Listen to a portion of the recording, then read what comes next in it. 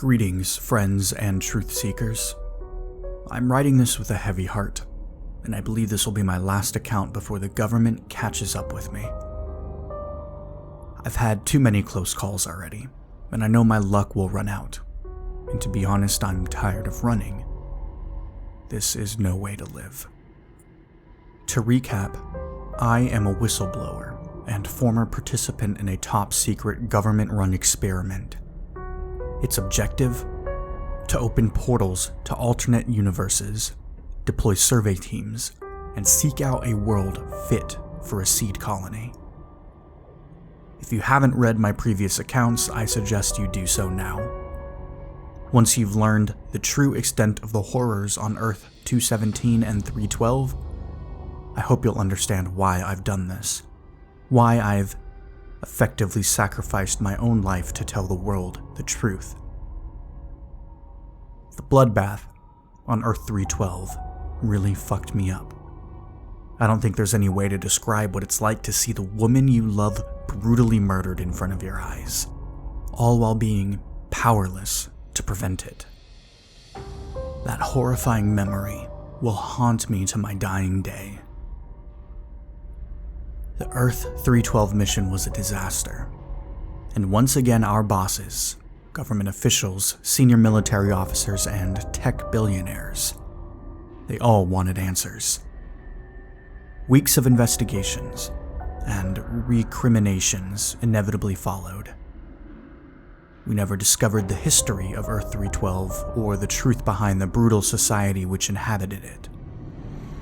Our anthropology team has various theories based upon our findings, perhaps a civilization where Satanism became the dominant world religion, or a death cult who'd somehow formed a functioning global government. Naturally, nobody's in a rush to go back there and start asking those psychopaths questions. Unfortunately, they know all about us thanks to the traitor on our team.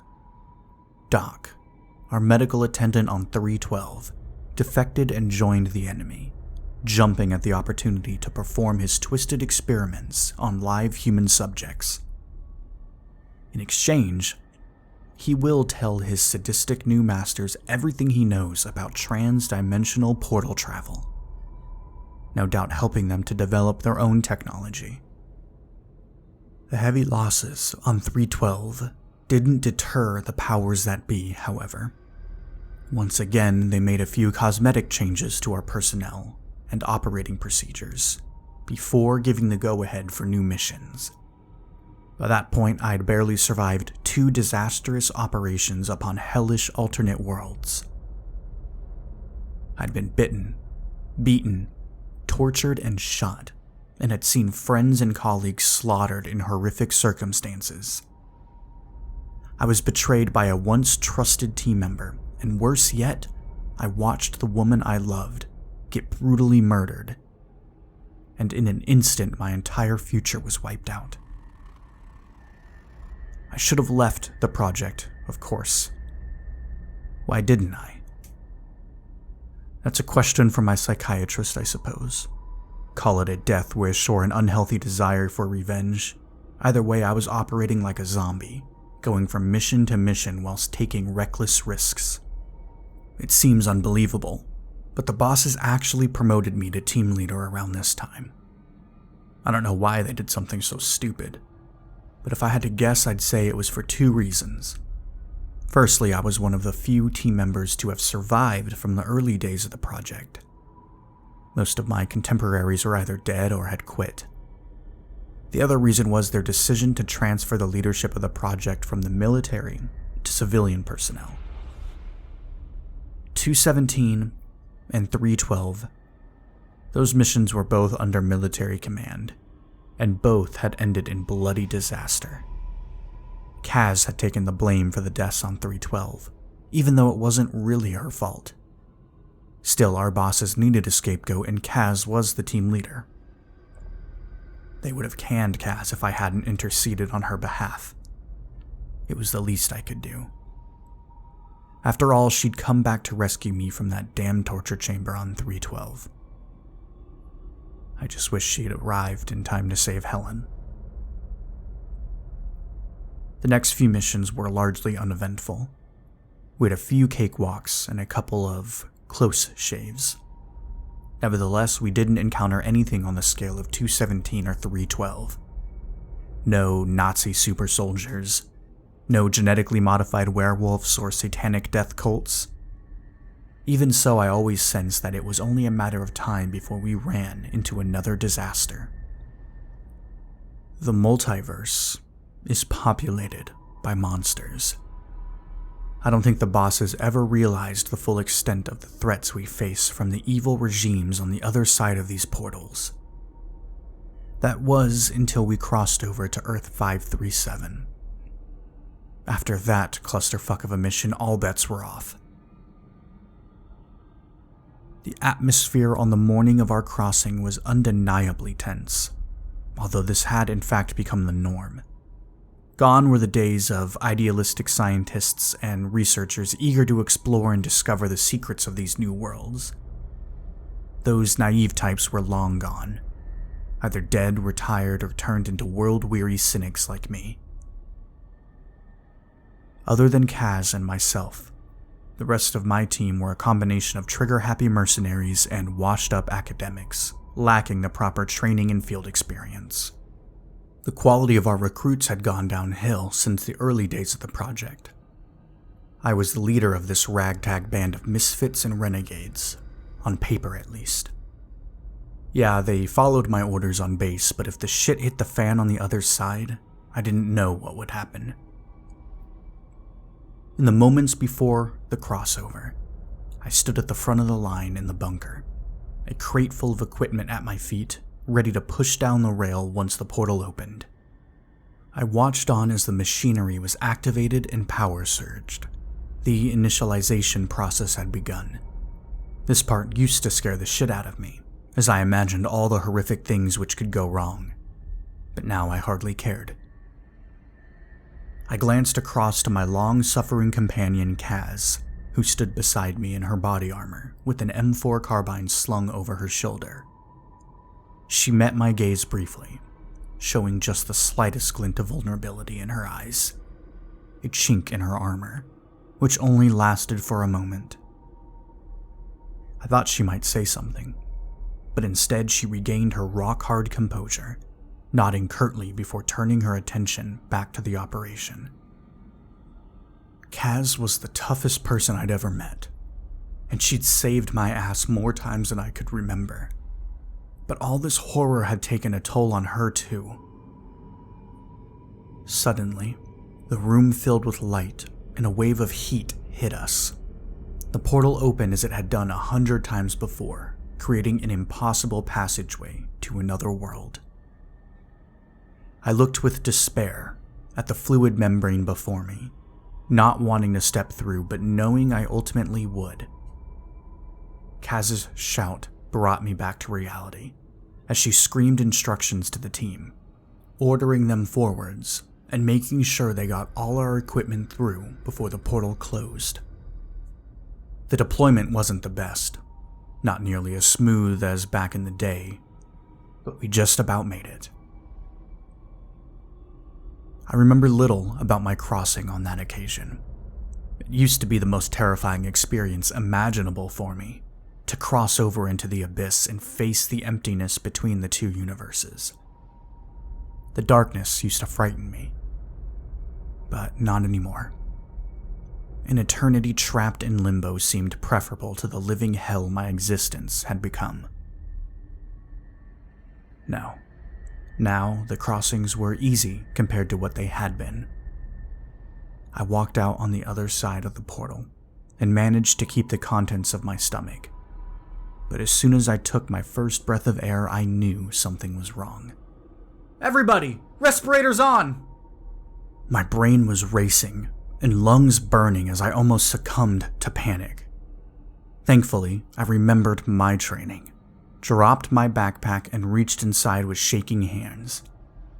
I quickly withdrew my respirator mask, clumsily placing it over my eyes, face, and mouth before securing the strap and breathing purified air. I struggled to adjust to a situation that had deteriorated so quickly. I looked around for the first time and was relieved to see all of my team members had also applied their masks and appeared to be uninjured. That was something, at least. However, as I surveyed the scene around me, I soon realized we were in trouble. The sky above us was an unnatural shade of red, and the soil beneath our feet was dead. In fact, the whole landscape was barren, without a living creature or plant to be seen. If I hadn't known better, I would have thought we'd been transported to the surface of Mars. But this was Earth, or rather a hellish version of it. My team members were all still hanging at the insertion point, all appearing confused and frightened. Kaz was shouting out orders through her mask's communicator. She commanded the security team to establish a defensive perimeter, and for the technicians to set up their equipment and begin their analysis. My team members reluctantly complied, knowing they had no real choice but to follow protocol. I switched on my communicator and approached my lead technician, a young man named Tyler, who was in fairness one of the more competent members of my ragtag team. "What the hell happened?" I demanded. I could see the look of shock and surprise through the visor on his mask. I don't know, boss. It's not my fault. The initial readings detected toxins in the air. It might be safe to breathe, but I'm just following protocol. "Okay," I said, backing down somewhat. To be fair, Tyler was just doing his job, but obviously someone had fucked up. Situations like this weren't meant to happen, and we all knew it. "Looks like the probe malfunctioned," Kaz suggested as she joined our conversation. "I guess," I replied with some cynicism. It was standard procedure to send in a robot to check out the atmosphere and conditions before a team was sent in to explore a new world. If the probe detected dangerous toxins in the air or soil, or significant levels of background radiation, the manned mission was supposed to be aborted. Clearly, this hadn't happened on this occasion. In my mind, there were two possible reasons why. The first was that the probe had indeed malfunctioned, or that the data it sent back to Earth 1 had been corrupted or misinterpreted. The alternative was a more cynical explanation, that our bosses had known Earth 537 wasn't safe, but decided to send us in anyway. The project leadership had already shown a total disregard for human life, and no doubt they considered us all expendable. I experienced a sinking feeling in the pit of my stomach, one of utter despair, but I decided not to communicate my fears to my team members. Morale was low enough already, and frankly, I feared a mutiny. I tried to compose myself and remain calm as I continued to press Tyler for information. "All right, well, are we in immediate danger?" I asked sternly. "I don't know yet. He replied sheepishly. Honestly, I'll need to run more tests to find out what exactly we're dealing with." "Well, get to it, please," I ordered, watching as Tyler reached for his equipment and laptop. I'd give him space to complete his analysis, but we all knew it wouldn't make much of a difference either way. The portal was closed, and our colleagues on the other side wouldn't reopen the passageway for another 24 hours. If our respirators failed, or provided inadequate protection against the hostile atmosphere, well, frankly, we were fucked. All we could do was sit here, in this lifeless wasteland, waiting to see whether we'd die from exposure to this unfriendly environment, whilst simultaneously praying that some other disaster didn't befall us within the next 24 hours. Words can't describe how much I hated our bosses at the moment. Time passed as we waited for the results of Tyler's analysis. We sat cross-legged, looking across the dead landscape, staring in dread-filled awe at the bloody red sky as a cold wind blew over our exposed hillside. Our respirators didn't give out, so the chances of us all suffocating to death were getting slimmer. However, this didn't mean we hadn't been exposed to a lethal dose of radiation, which would result in a slow and painful death, even if we did make it back to our Earth. To say the situation was tense would be an immense understatement. It took the combined efforts of Kaz and me to keep the team calm. After some time, I approached Tyler's makeshift workstation, looking over his shoulder as he frowned at the data appearing on his laptop screen. The atmosphere is unlike anything we've seen before on any world we visited. It's like someone is deliberately trying to modify the atmosphere and ecology, Tyler said. What do you mean? I demanded.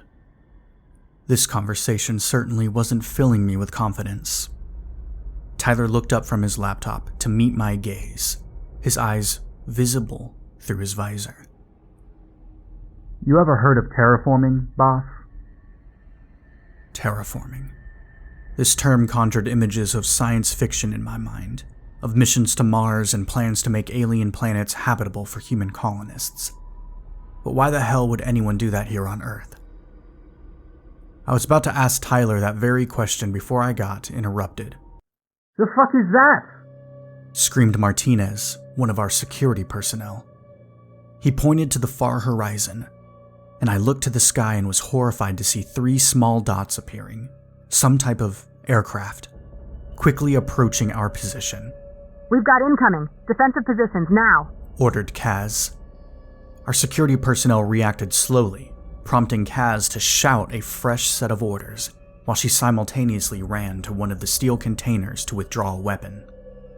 I watched on in awe and horror as the trio of aircraft descended from the crimson skies. As they sped ever closer, I was able to identify their features, but this only added to my terror. The 3 aircraft appeared similar to unmanned drones, but their design was ugly and alien to my eyes. Saucer-shaped, jet-black robots adorned with an array of unfamiliar but deadly-looking weapons. The 3 aerial drones were headed straight for our location, and we had nowhere to run or hide. Suddenly, there was an almighty blast, followed by a streak of white as a missile tore through the air. A second later, the projectile hit the lead drone, causing a huge explosion and turning the aircraft into a ball of flames. I watched the wrecked drone fall to the earth, and then turned in astonishment to see Kaz holding a Stinger missile launcher. She'd acted fast, taking out the lead drone, but the other 2 kept on coming. The second drone opened fire with some sort of projectile. Luckily, Kaz saw the attack coming, dropping the launcher and jumping out of the way just in time. A rocket hit a second later, causing a mighty blast and leaving a small crater in the ground. And in that moment, all hell broke loose.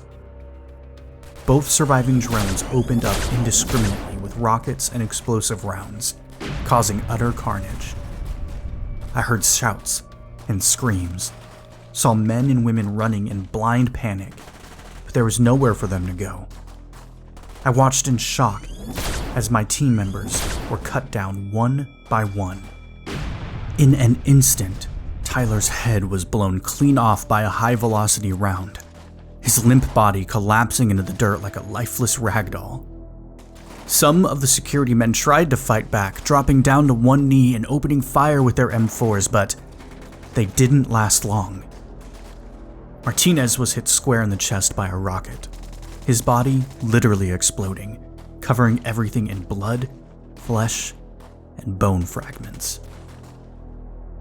It was horrific, but there was nothing I could do. With nowhere to run and no way to defend myself, I simply stood there and waited for death. But it didn't come. A moment later, I felt a firm hand on my shoulder, pulling me back from the brink. It was Kaz, of course, my savior once again. Let's get the hell out of here, she urged. We jumped on one of the quad bikes that had survived the onslaught, with Kaz driving. She revved the accelerator and we sped off, leaving the carnage behind us. One of the drones continued the slaughter of our team members and destruction of our equipment. The second broke off to pursue us. Kaz zigzagged through the dirt as high-velocity rounds exploded all around us. Our bike wasn't fast enough and there was no cover. It seemed like we'd only delayed the inevitable and we'd be blown to smithereens within seconds. But then, a powerful shot rang out above our heads. I looked back over my shoulder and saw the killer drone had taken a hit, its navigation system apparently damaged as it swayed over to one side. A second shot rang out, and the drone fell from the sky, crashing down heavily into the dirt. I hadn't seen where the shots came from, but a moment later there was a gruff cry from our left-hand side. Over here, quickly! They'll send more! I saw a figure emerge from behind a rock. A man dressed in combat fatigues and a gas mask, carrying what looked like a Barrett 50 cal sniper rifle. He motioned us towards his position, and we abandoned our quad bike to follow him. Initially, I couldn't see where he was leading us, but then he opened a hidden trapdoor concealed within the ground. We followed him down the ladder into an underground bunker, slamming the door shut behind us. We were safe, for the time being at least, although our troubles were far from over. The bunker looked like it had been recently installed, but was also oddly familiar. Our savior turned on the lights to reveal a seemingly comfortable living space, although I noted the bunker was filled to the brim with weaponry. He laid down his sniper rifle and began to remove his mask. "Oh, you don't need those in here. The air is clean," the man said. Kaz and I were relieved to be able to remove our respirators and breathe normally. I'd hoped for some respite after the shock of the massacre we just escaped from, but instead I was in for the biggest shock of my life. Because when I looked up at our savior, I saw my own face staring back at me. True, the man was battle-scarred, worn out and looked like he'd been to hell and back, but it was definitely me, my exact double. To be fair, my doppelganger was also in a state of shock, as he stared back at me with his jaw ajar. Neither of us were able to speak in that bizarre moment, so it was left to Kaz to bring some levity to the tense situation, when she exclaimed that this was certainly a first, with a laugh. And she was right, of course. We'd never seen anything like this before. This scenario had been discussed by our planners back on Earth 1, but was written off as highly unlikely.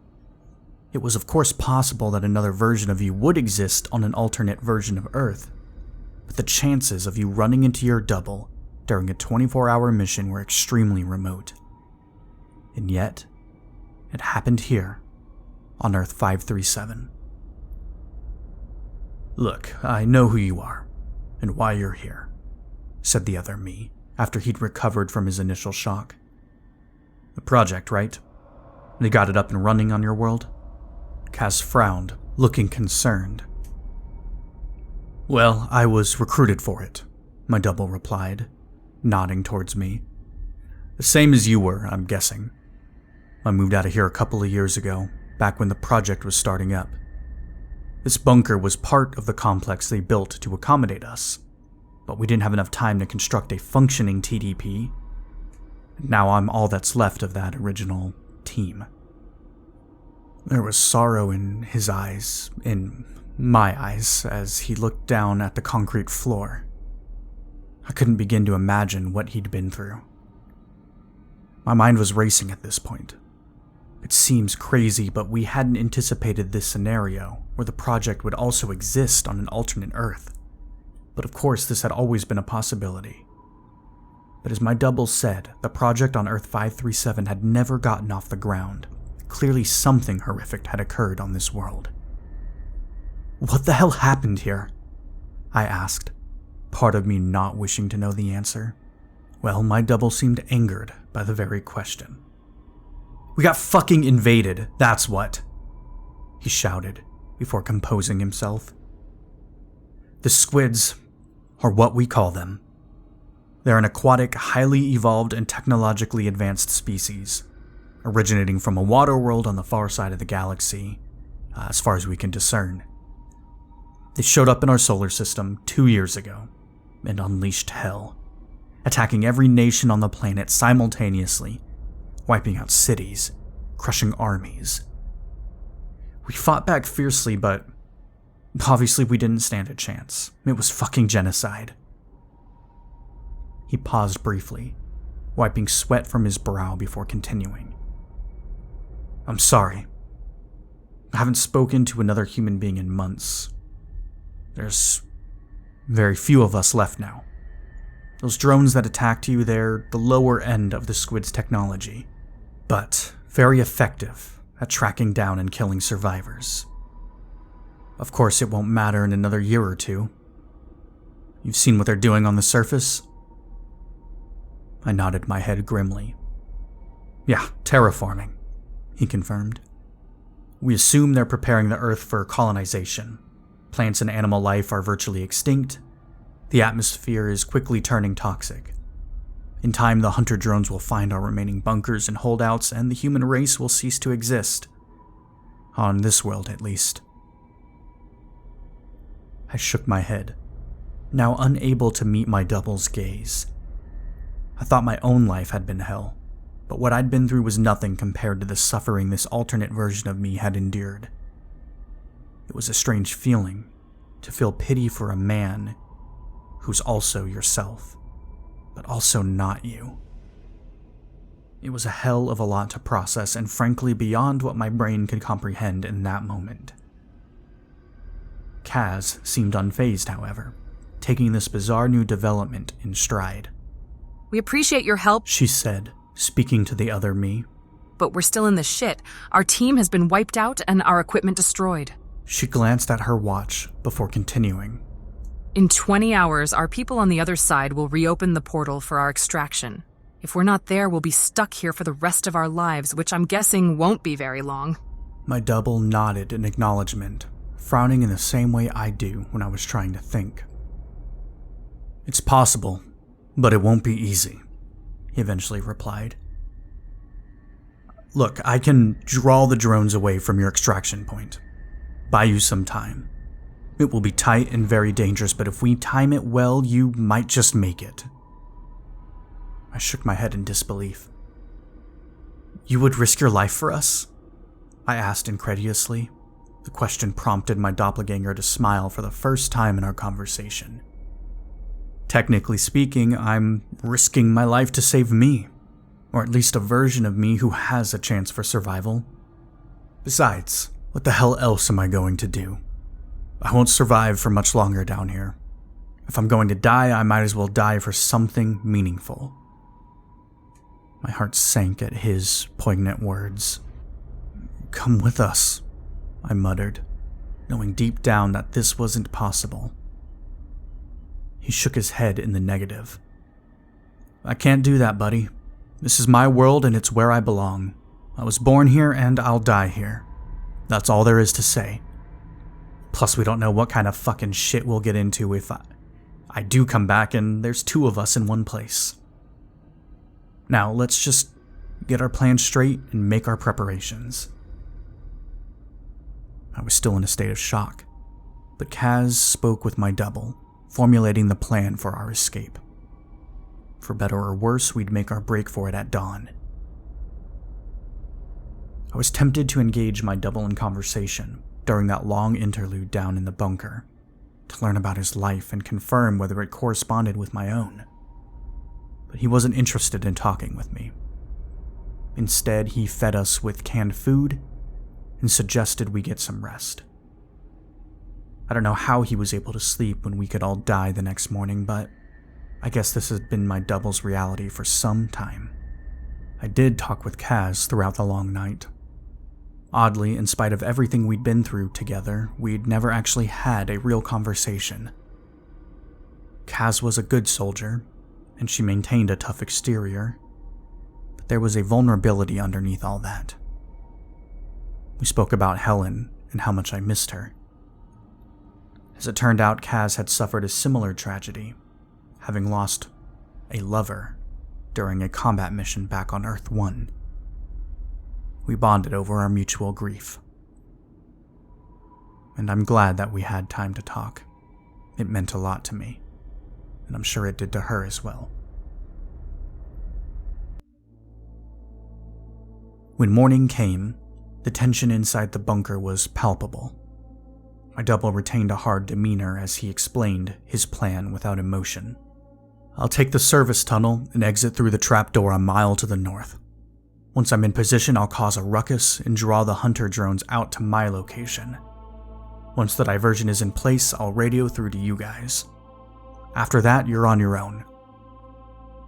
Promise me you won't take any unnecessary risks, I asked. Once you make the call, you need to get back to safety. There's still a chance for you and others. Sure, he replied, without much conviction. Don't worry about me. I know how to look after myself. I didn't doubt it. It surprised me that this version of me was so much braver than I was. My double wasn't one for long goodbyes. After his briefing, he put on his respirator mask, grabbed his rifle, and set off down the subterranean tunnel. Keep your radio on, were his parting words. I looked at Kaz before we masked up. Do you think he'll be okay? What's the matter? Don't you trust yourself?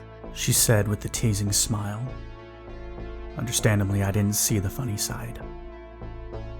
We waited for what seemed like an eternity for the call, with Kaz calmly speaking into the radio when it finally came through. We read you. Over. She said. I'm out of the tunnel. The plan is working. I've got a half dozen drones converging on my location. I can hold them off, but not for long. You need to move quickly. Over. I angrily grabbed hold of the radio and shouted at my double. Don't be a hero. Get the hell out of there. Move it, damn you, came the furious reply. After that, all I heard was gunfire, explosions, and screaming. My blood froze as history repeated itself. The fuckers killed him, I screamed. Fucking move! Kaz ordered as she physically forced me up the ladder. With no other choice, I opened the hatch and emerged in the wasteland. We had to move quickly, not only because the drones would be hunting us, but because the portal would be opening in a matter of minutes and Earth 1 team wouldn't wait for us. We ran for our lives, across the barren landscape, struggling to breathe through our respirators. The land was cloaked in darkness, but the sun was slowly rising on the far horizon. Our extraction was at dawn, and we were quickly running out of time. We got about halfway to the hillside when I heard the ominous buzzing sound. I glanced over my shoulder in time to see a single hunter-killer drone approaching.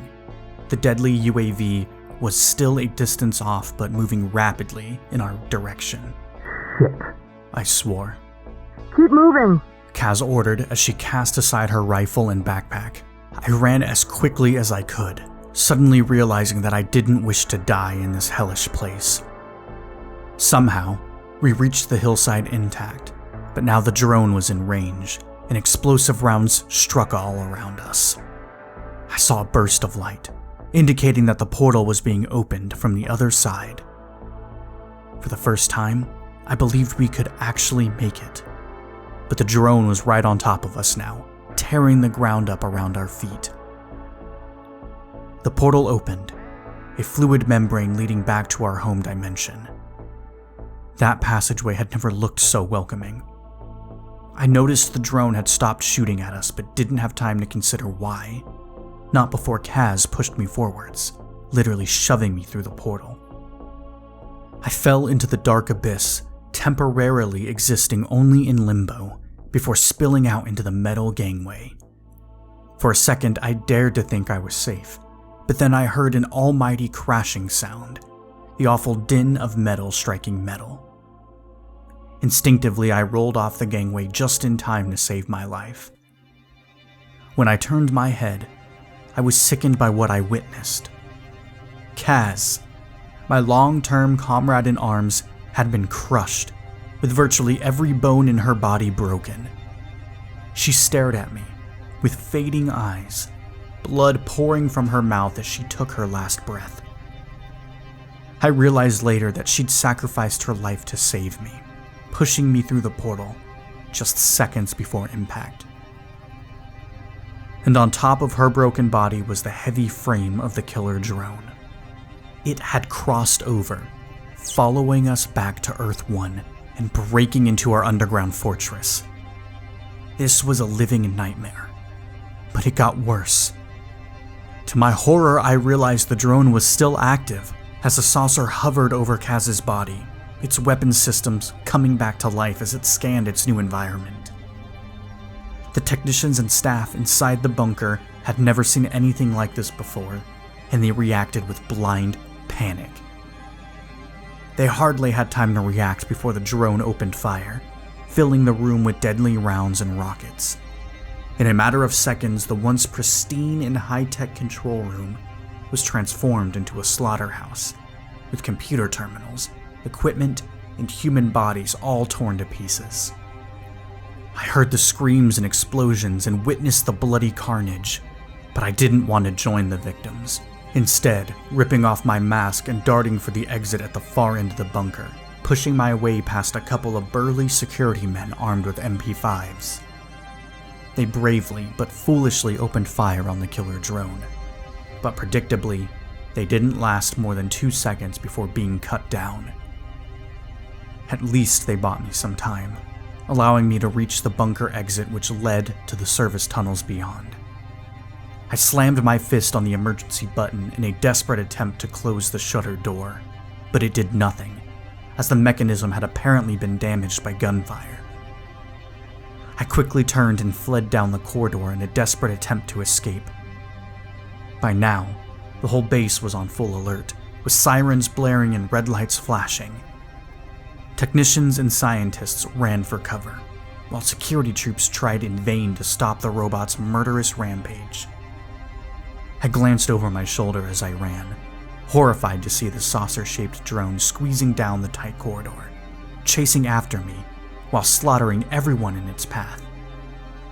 It seemed like the AI was homing in on me, fulfilling its deadly mission by hunting me down in a parallel universe.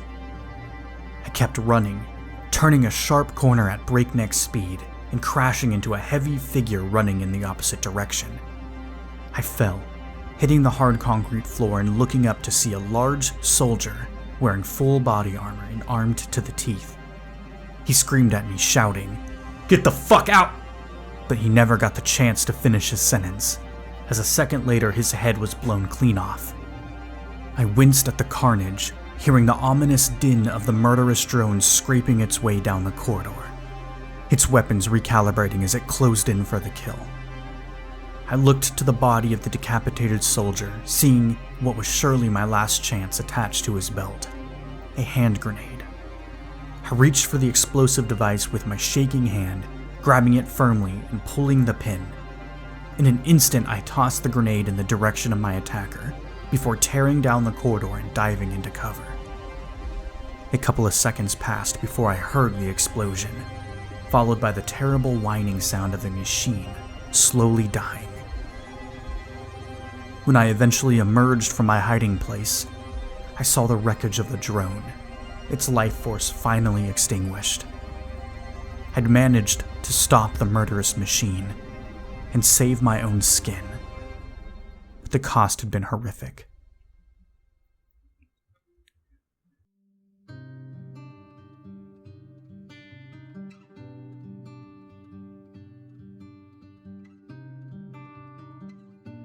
The Earth 537 massacre proved a watershed moment for the TDP project. The casualties on 217 and 312 had been written off as acceptable losses, but we'd lost all but one of our team members on 537, and an entity had followed us back into our own world, breaking into our previously secure base and slaughtering a dozen of our Earth-based staff. The powers that be weren't able to cover up this disaster, and before long the base was on lockdown, not to mention crawling with government inspectors and corporate lawyers. They placed an indefinite ban on new missions. As for me, my medical examination established that I wasn't dying from radiation sickness. but they did diagnose me with advanced PTSD, and I got placed on furlough pending a full psychological evaluation. Earth 537 was my final mission, and I have no intention of ever stepping through a TDP again. For a while, I considered trying to live a normal life, but how could I after all the horrors I'd witnessed? My hopes for the future had died with Helen, and the guilt I carried was too much to bear. Earth 537 had broken me, but the massacre I'd lived through had also given me a new purpose.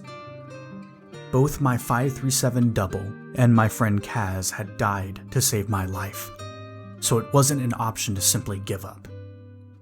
I realized I needed to do something to atone for my part in all of this, and that's why I decided to tell my story to the world. Before I went on the run, I made a few discreet inquiries with a few of my former colleagues who still work on the project. They informed me that the ban on visiting new worlds had been made permanent, but the portal technology and infrastructure is still very much intact and operational. My former employers have identified several viable worlds, all deemed fit for colonization. They'll go ahead with their insane escape plan and their extraction plan of resources or whatever else, and think nothing of those who died to make it happen. But I remember everything. I will never forget Helen, Kaz, Custer, and all the others, and I believe their stories need to be told. What's more, we cannot ignore the threats posed by the monsters of Earths 217, 312, and 537. And God knows how many other parallel dimensions. Those evil and ruthless regimes who would think nothing of conquering our world and wiping us out. The people in charge, the government and super wealthy, they don't give a shit. If you want to survive what's coming, what I guarantee is coming, then you need to prepare. But for me, it's already too late. This will be my last entry. I know they'll get me, and I'm okay with that. I need to face the consequences of my choices. So what are my parting words? Stand and fight. Because the monsters are coming. If we can do it, so can they. And they'll show you no mercy. Godspeed, my friends.